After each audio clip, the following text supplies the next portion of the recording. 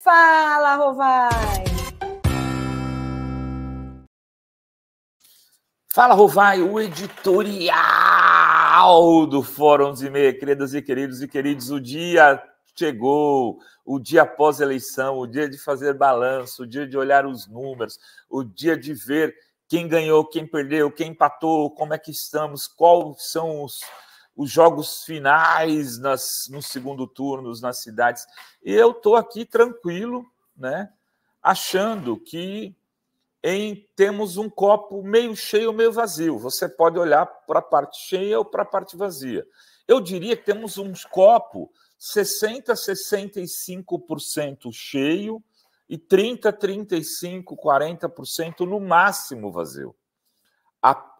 Há uma parte do copo mais cheia do que vazia e os números são claros em relação a isso, né? Mas tem gente que vai olhar sempre o copo vazio. Tem os ultras pessimistas, alguns deles se assumem, inclusive. Tem o meu amigo Miro, que eu tenho um carinho imenso, que ele mesmo fala: eu sou o maior dos pessimistas, sempre faço análises pessimistas. Mas eu tinha razão, eleição muito difícil. No segundo, o Boulos foi para o segundo turno com 1% na frente do Marçal. Né? Quem achava que estava decidido também, talvez ele não estava mais certo que quem achava que estava difícil. Estavam todo mundo mais ou menos ali na mesma canoa. Deu Boulos no segundo turno, numa eleição que será muitíssimo difícil contra Ricardo Nunes. Essa é a grande eleição, é a batalha das batalhas. Eu comentava ontem que, falando com a assessoria do Boulos, com pessoas que estão no comando da campanha, um deles me dizia: Rovai, as pesquisas mostram que é mais fácil ir com o Marçal. Então, temos que achar que é mais fácil ir com o Marçal. Porém, nos preparamos durante um ano para uma disputa com o Nunes. E eu acho que estamos mais preparados para essa disputa do que para uma disputa com o Marçal.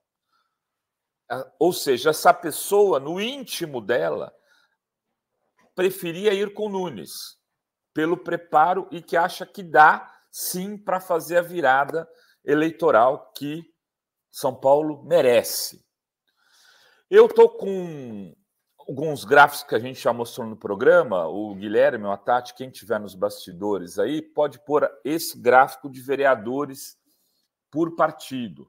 Vejam, o MDB foi o que mais elegeu vereadores nessa eleição, 8 mil vereadores. Ele saiu de 7.350 para 8 mil. O MDB, o atual MDB, que foi PMDB por muito tempo, e veio antes foi MDB também, ele sempre foi um partido municipalista. O que significa isso? Que ele tem representação em todos os municípios, sempre foi grande, o maior partido em prefeituras e em vereadores. E nessa eleição ele continua sendo o maior partido como vereadores. O PP, antiga Arena, o partido do Maluf e tal, teve 6.914 vereadores eleitos. É o PP aí, né? Se eu estiver lendo errado, vocês me corrigem. 6.900. O PSD, 6.579. Como disse o Azen, ou a Sinara hoje, o PSD herda o que foi o Tucano. O PSD é um pouco o PSDB do passado. União Brasil, 5.437. Vocês vejam, os partidos com mais vereadores eleitos foram partidos do Centrão. Vira a página, Tati. Aí você tem o PT. O PT elegeu... Espera aí, é isso mesmo? Aumentou ou diminuiu aqui o PT? Vermelho era o que tinha e o verde é o que tem agora, né? Eu acho que eu li errado lá em cima. Volta para a primeira página.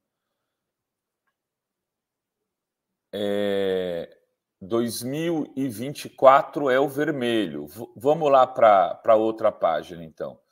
2024 é o vermelho. O PT sai de 2.668 e vai para 3.118, um crescimento de aproximadamente 500 vereadores. Serão 500 mandatos legislativos a mais. É menos do que outros partidos, até do que o PSB, por exemplo, é menos, mas é maior em 500 mandatos. Um partido como o PT, pode tirar da tela, Tati. Um partido como o PT, Tati, Guilherme. Bom, o pessoal não está me ouvindo lá, se puder tirar. Pode tirar da tela, isso, volta para mim, depois eu quero os de prefeitos. Vejam, você tem um aumento de 500 gabinetes. O PT é um partido onde gabinete importa. Aí você vai me dizer, o que aconteceu? Elegeram mais em que cidades? Eu não sei. Mas, vamos dar um exemplo. Em São Paulo, elegeu 9 vereadores. E no Rio de Janeiro, o PT elegeu uma bancada boa de vereadores, capital. Em Porto Alegre, elegeu uma bancada boa de vereadores, capital. Em Teresina, elegeu uma bancada boa de vereadores, capital. Em Fortaleza, elegeu uma bancada boa. Então, teve lugares que, mesmo perdendo, o PT fez uma bancada boa de vereadores e nas capitais, mas em cidades pequenas também. Então, aquela cidade que não tinha nenhum vereador, elegeu um do PT, passa a ter Caraguatatuba. Alguém disse aqui, Caraguatatuba, o PT elegeu uma das mais votadas, a quarta mais votada da cidade é uma vereadora petista.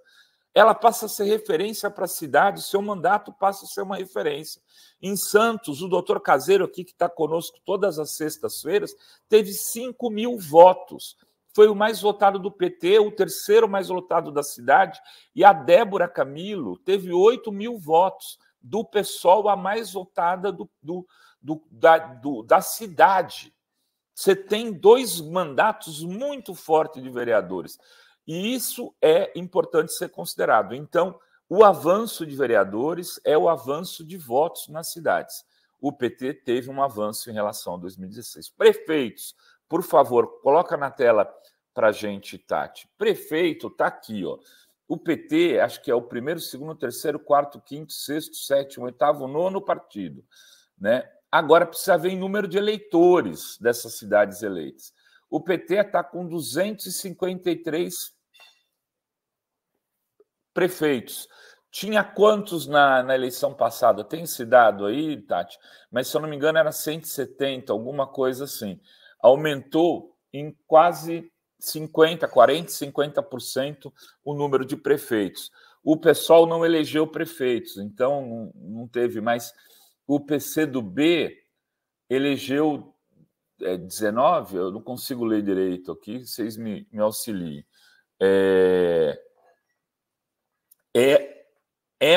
Um aumento significativo. Não dá para dizer que isso foi uma derrota. Agora, vai, mas foi uma grande vitória? Não. Uma vitória de 1-0 com um gol aos 47 do segundo tempo. É uma vitória. Levar o Boulos nessa eleição difícil para o segundo turno é uma vitória. Ganhar com o Eduardo Paes no primeiro turno é uma vitória. Ir para o segundo turno em Fortaleza contra um prefeito e com uma eleição super difícil, com um candidato muito pouco conhecido para uma disputa final, é uma vitória. Há derrotas, sim. Teresina, que parecia que ia ganhar, perdeu. Campinas, que parecia que ia dar um segundo turno, perdeu. Araraquara, né, que todo mundo achava pela gestão do Edinho, perdeu. São Paulo tem muitas derrotas, inclusive. O Rio Grande do Sul menos, a Bahia menos. Aqui em São Paulo, São Bernardo do Campo ficou fora do segundo turno, Diadema, o Felipe foi em segundo lugar, uma eleição que ele vai ser muito difícil virar. Tem lugares onde poderia ter ganhado e deixou de ganhar, mas em eleição isso sempre existe. O bolsonarismo, o PL, esperava fazer 1.000 prefeitos, fez 500 e pouco. Então, para os objetivos do PL, a derrota é maior que a do PT. Vamos devagar com dor. O Bolsonaro não é o fiador do Nunes, por exemplo. Se o Nunes ganhar, não é uma vitória do bolsonarismo, é do tarcisismo. E Paes, ele perdeu. João Campos, Pernambuco, ele perdeu. E por aí vai. Até em Cuiabá, o Lídio, o candidato do PT, foi ao segundo turno numa eleição contra o Brunini, que deve ter um cara com grande rejeição. É preciso ver se lá, de repente, não sai uma grande surpresa eleitoral com o Lídio virando essas eleições em Cuiabá. Infelizmente, a Adriana Corsi não conseguiu ir para o segundo turno em Goiânia, o que seria também uma coisa muito importante ali, porque o Centro-Oeste é muito arredio ao petismo. Enfim, gente, muitas avaliações a fazer. Maria do Rosário, outras cidades aí que vão ter o Rodrigo Neves lá no PDT, no Niterói, vai para o segundo turno, provavelmente com o apoio da Thalíria, vai ganhar Niterói. Coaquá já ganhou brilhantemente Maricá. Tem muitas avaliações, não dá para olhar só o copo vazio. Era isso que tínhamos para hoje nesse Fala Rovai. Beijos, beijos e beijos a todas, todos e todas.